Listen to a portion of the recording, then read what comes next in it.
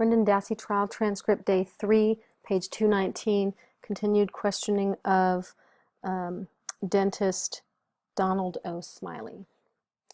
And tell us, what did you have at your disposal to assist in this comparison? Well, there were a number of different x-rays that I had of Teresa Halbach, and all the x-rays were labeled with Teresa's name.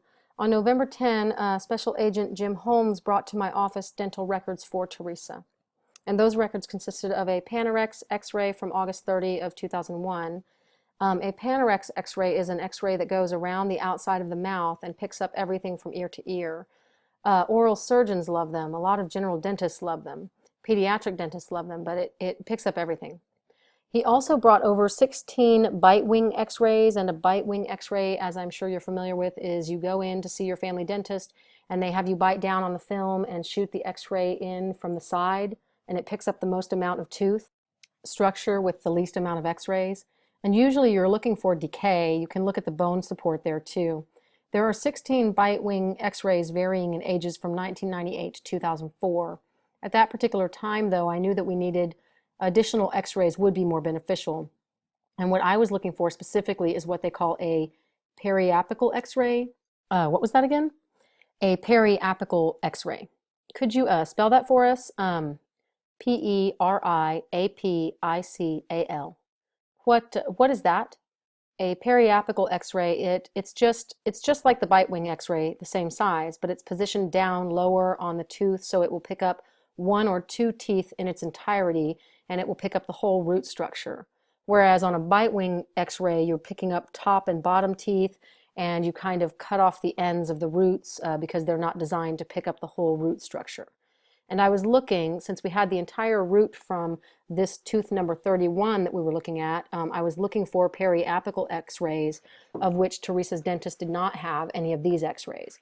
But he said he did have some additional X-rays from 1997. It was August 25 of 1997.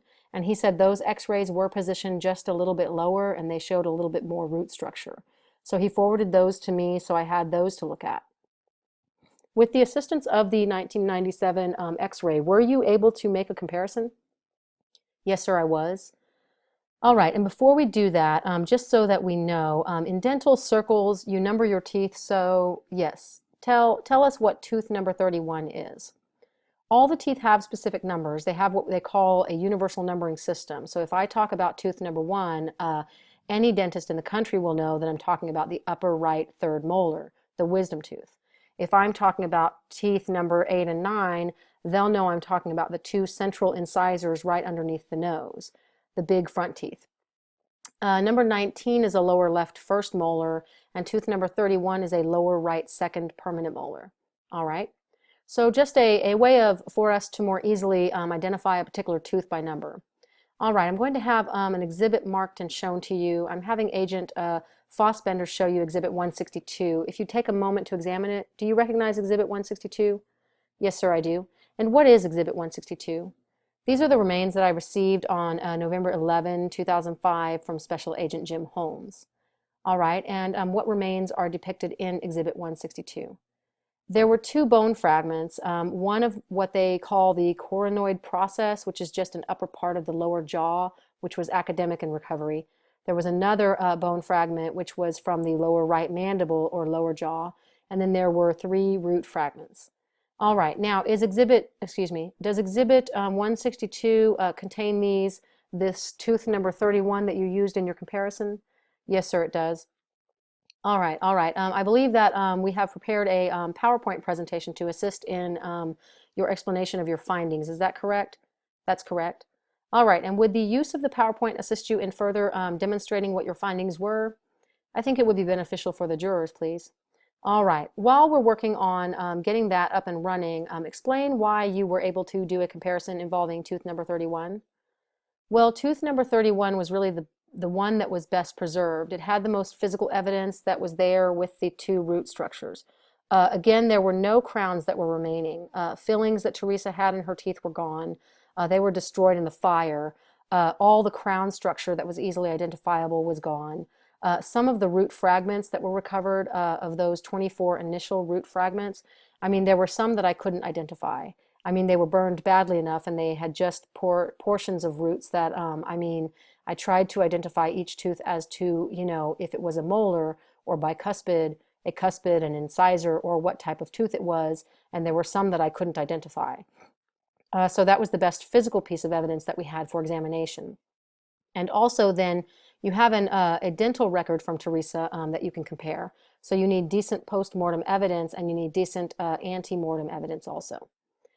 All right, I'm going to have some photographs presented to you in conjunction with PowerPoint. What is, first of all, you have a photograph there which was depicted in the photograph, the top one. This top one is what's on the screen. You want the number, you mean? Yes, please. The exhibit number? Exhibit number 176. Very good. And that is what is depicted on the screen? Yes, sir. All right. What does tooth number 31, buccal, B-U-C-C-A-L, what does that signify? Buccal means cheek side, so there are actually 5 aspects to a tooth that we can examine, and the buccal aspect is the cheek side. The lingual, which we'll see in a second, is the tongue side. The occlusal portion is the top of the tooth, and then 2 additional sides would be the mesial, towards the front of the mouth, and distal, towards the back of the mouth. So this just happens to depict the buccal aspect. And what we're looking at is, if you compare this grainy aspect here, that surface is very rough, and usually the cheek side aspect of a dental fragment is usually going to be burned more than the tongue side aspect, because on the tongue side aspect, the tongue actually pushes up against the tooth and the jaw fragment to further preserve and protect that particular fragment. Whereas once the cheek gets burned through, the outside or the cheek side aspect of that tooth is going to take a bigger hit in there. How much of that is the actual tooth itself, which is depicted, if you could help us out? Right, this is the back root and this is the front root. This would have been the socket where the first molar, tooth number 30, would have been, and this is a socket where the second bicuspid would have been. So we're actually seeing a section from the second bicuspid back to, and this is actually where a wisdom tooth might have been if one had been present. All right, and what is the next photograph you have there? The next photograph is not here. All right, and what is depicted then on this PowerPoint? This shows the lingual aspect or the tongue side aspect, and again you can see, you compare that surface of the bone compared to the cheek side aspect. It's very smooth. It was protected. It was further insulated in there, and this is just a portion of tooth number 31. That's all that was left of the crown portion of the tooth. All right, next one, and what are we looking at here on the photograph? This should be exhibit 177, I believe. That's correct, 177. This is from the occlusal or from the biting surface, and this just shows the top of the tooth and the way it was fractured matched. That fracture was down, looks like it comes across here and comes up here. So this root and this root were 2 separate entities when I received them, and then I fracture matched them back together. All right, so are you telling us that what we're looking at here is actually the root and not so much the top of the root and not really the crown or the top of that, the part where we chew with? Correct. That part that you chew with, the part that's normally above the gum, is for all practical purposes 99.9% gone. All right, and what is depicted here now? This is exhibit 178, all right. This was the Panorex X-Ray from 2001 that I received from Special Agent Jim Holmes. Again, the Panorex X-Ray goes around the outside of the mouth, picks up everything from ear to ear. So it shows all of the teeth, and it shows the wisdom teeth that Teresa had at this particular time. The tooth that we're looking at is on the lower right second molar, and that's tooth number 31. What are we looking at here? This would be exhibit 179, and this is just a cropped picture of that Panorex. So it's just that area that we're looking at on tooth number 31 kind of zoomed in on that particular tooth. Okay, that is tooth number 31. I had other fragments in there at one time trying to see if that particular fragment was part of tooth number 30, and that it was not. So what we're looking at, again, this is the post-mortem X-ray of the fragment of tooth number 31. All right, and then this is just a cropped picture of tooth number 31, and that looks like exhibit 180. All right, and what does post-mortem X-ray mean? Post-mortem is just after death. All right, and so is that an X-ray of what you previously showed? Correct. The initial photographs of tooth number 31 with the buccal, lingual, and occlusal views. That's an X-ray of that fragment, yes. So that's that tooth there. Now, is that X-ray taken after it's fracture matched? Correct. Okay, all right. And what are we looking at here? We have a split screen, Panorex and Post-Mortem. This is Exhibit 181, and this is just a side-by-side comparison of the Panorex at the cropped tooth number 31, and then the post-mortem tooth number 31. And just some of the things I'm looking at is the distance between the roots. The whiter area up here that we're looking at is the enamel. That's the crown of the tooth. From here over is the crown of the tooth, and that part has been destroyed. The little grayer shade on the inside is the dentin. That's the inside part of the tooth. Enamel is the hardest structure in the body. Dentin is the second hardest structure in the body. They're both harder than bone. The dark line in the middle of the tooth is the pulp. That's the blood vessel near the middle of the tooth. So what I'm looking at, I'm comparing the pulp tissues in the middle of the tooth, antemortem and postmortem. There's a little curvature in the root on the postmortem X-ray that I can see on the antemortem X-ray. So that's just a side-by-side comparison. All right, doctor, let me ask you then for your opinion. Based on your analysis of tooth number 31, the one that you were able to fracture match back together, do you have an opinion on whether the root and bone fragments from tooth 31 recovered from the burn pit are consistent with the dental X-rays of Teresa Halbach that you obtained from Dr. Krupka? Yes, I do. And what is that opinion? In my opinion, they were very consistent, and that I could actually place the antemortem X-ray on top of the postmortem X-ray on the Panorex, and then also on the 97 bite wing X-rays, and they would appear as one. I mean, I could superimpose one on top of the other. And the pulp tissue, the root structure, would coincide perfectly in there, so they were very consistent. Now, in your terms of forensic dentistry, what does very consistent mean? To me, very consistent means that it's a probable identification. Positive identification, I was a little leery of that term because of the fact that I only essentially had one fragment to really work with.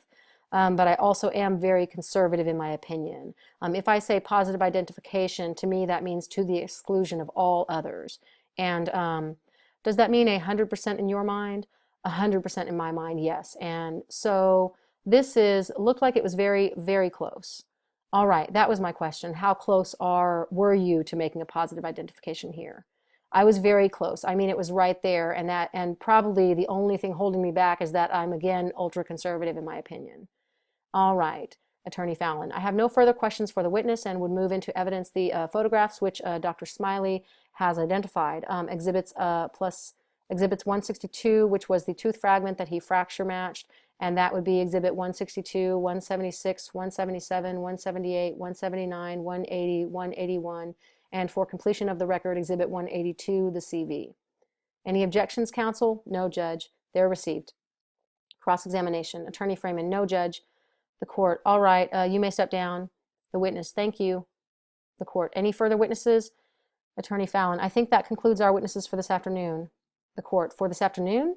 Attorney Freeman, Judge, for the record, I would move in Exhibit 175. I believe that was the one I introduced with Agent Sturdivant. I believe it was a picture of a larger, wider angle picture of the burn. The court, photo of the burn. And Attorney Freeman, pit, right. Attorney Fallon, we have no objection. The court, all right. Attorney Fallon, we would join in that request. The court, all right, that's received as well. All right, we are then adjourned until tomorrow at 8:30. Attorney Fallon, very well. The court, ladies and gentlemen, the usual admonition. Don't talk about the case to anyone, not even among yourselves. Okay. Wherein court stands adjourned at 4:07 p.m.